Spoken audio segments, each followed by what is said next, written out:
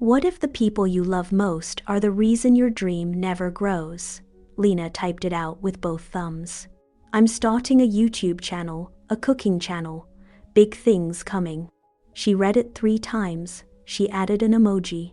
She took it away. She added it back.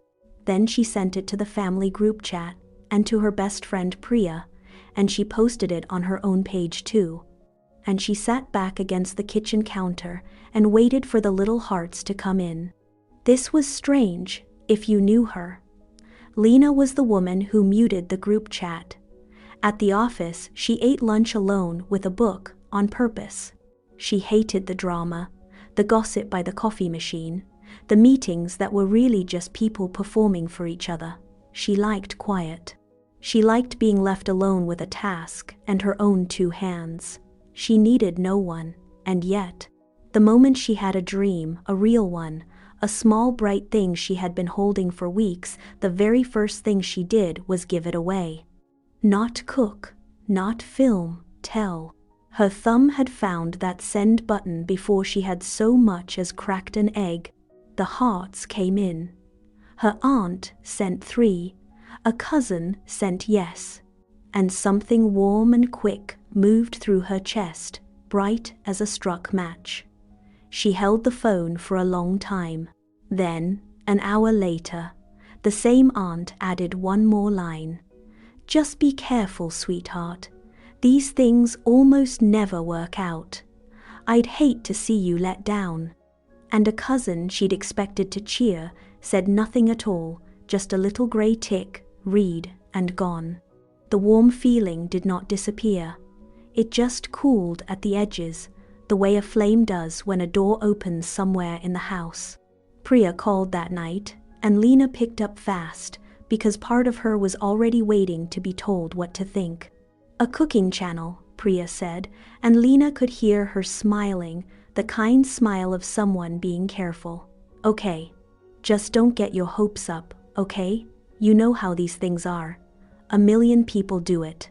I just don't want you to be disappointed. I know, Lena said. It's just for fun. But it wasn't just for fun, and saying it was made something small fold up inside her. She had called the warmth in, and the doubt had come instead, and she would do it again. She would keep handing the dream out and waiting, every time, for someone else to make it feel real. She filmed her first video that weekend. A simple thing, her grandmother's lentil soup, the one she could make with her eyes closed. But standing at the stove with the camera running, she heard Priya's voice. 1 million people do it. She started over. She heard her aunt's 3 hearts, waiting now to be impressed. She started over again. The soup she could make in her sleep took her 4 hours to film because she was not cooking for herself anymore. She was cooking for the people watching, and the watching had moved inside her head. She showed the edit to Priya before she posted it. She didn't know why she needed to. She did know, really, she needed someone else to tell her it was real before she could believe it. So she went looking.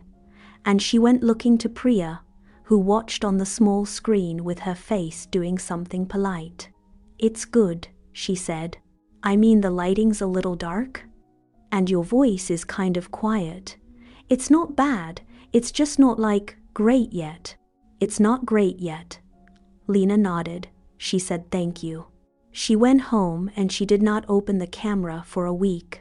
She told herself Priya had done this to her. She had not.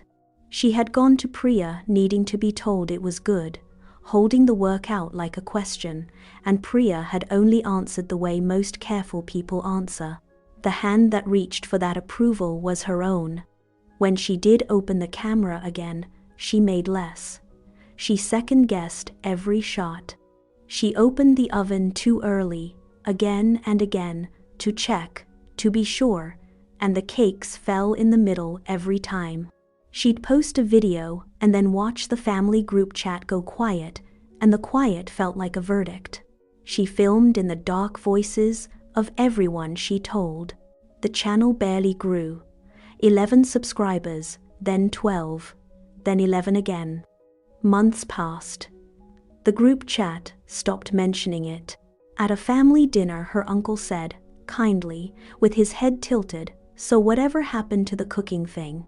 And everyone looked at her, and she felt the heat climb her neck because she had told all of them, and now all of them had watched it come to nothing.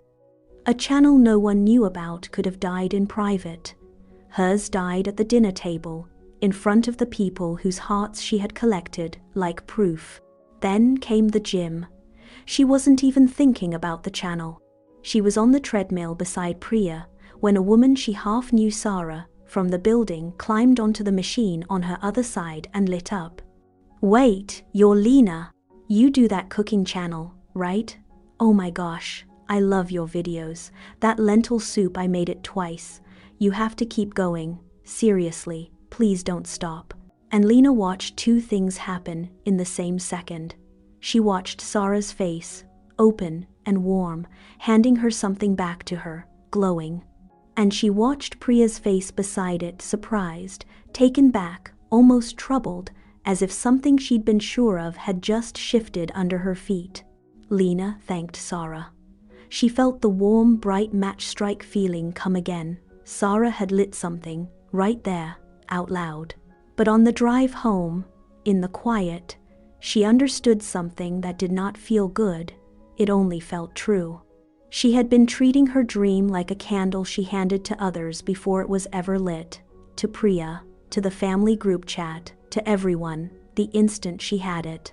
She'd pass the cold candle into their hands and wait for them to light it with a heart, a yes, a "that's great." But Priya couldn't light it. No one could. They could only breathe on it, and breath moves both ways. And here was the harder part. The gym had taught it to her, without meaning to. Even Sarah, kind as she was still someone else holding her flame. Even warm breath was someone else's air on a fire that was supposed to be hers. She had been asking the whole world to light a candle that only her own hands were ever meant to carry.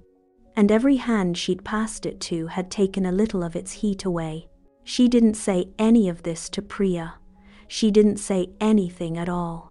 Not because telling was wrong, but because she could not yet hear another person's voice without bending to it, and a flame that bends at every breath is not ready to be carried through a room full of people.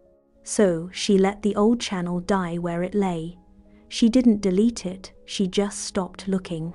And one quiet night, she started a new one, a clean page, a new name, nothing on it, and she told no one, not the group chat, not Priya, not her own page. She cupped the small flame against her chest, and she kept it there, not forever, just until it could stand a little wind. It was uncomfortable at first, like a hunger she refused to feed. The warm match-strike feeling never came, because there was no one watching, no one to give her the hearts and the "that's great." For the first time, the only person she was making it for was herself. But something else happened instead. She cooked for herself again. She stopped opening the oven early. She let the cakes rise in their own time, in the dark, with the door shut, which is the only way anything rises. She filmed in silence, and edited in silence, and posted into silence, and all the energy she used to spend on telling, she spent on the food. It grew slowly. 100, then 1,000, then numbers she didn't announce to anyone because she no longer needed the announcing to believe it was real. It was real because she had built it with her own 2 hands, in the quiet where it belonged. If you know that quiet, the relief of finally building something instead of talking about it, then this channel is for you. If these stories are worth something to you, subscribing is how the next one finds you. That's all, no more than that. 1.5 years later, Lena handed in her notice at the office. She launched a small food business, her own kitchen, her own recipes. She told people now only when they asked, or when the moment was right, not to be believed.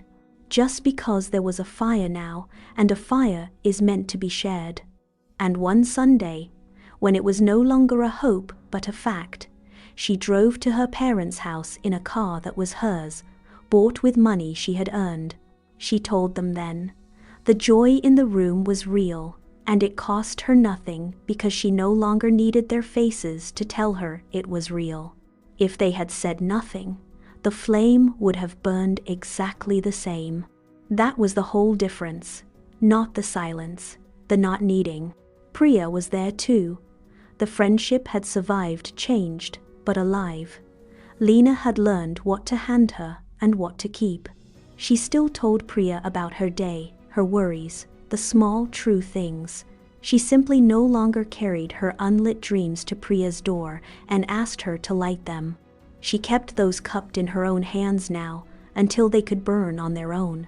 And Priya, who had only ever breathed the ordinary breath of a careful friend, got to stand in the warmth of the finished thing, which was a better gift than the doubt had ever been. Here is your one thing for tomorrow. Take the dream you most want to announce, the one your thumb is already itching to post, and don't post it. Not because telling is wrong, but because it isn't ready to be breathed on yet. Keep it cupped in your own hands for now. Spend tomorrow giving it the one thing it actually needs. Not an audience, just you and the quiet and the work. Exception. Light it yourself first. Once it can stand on its own, there will be all the time in the world to share the warmth.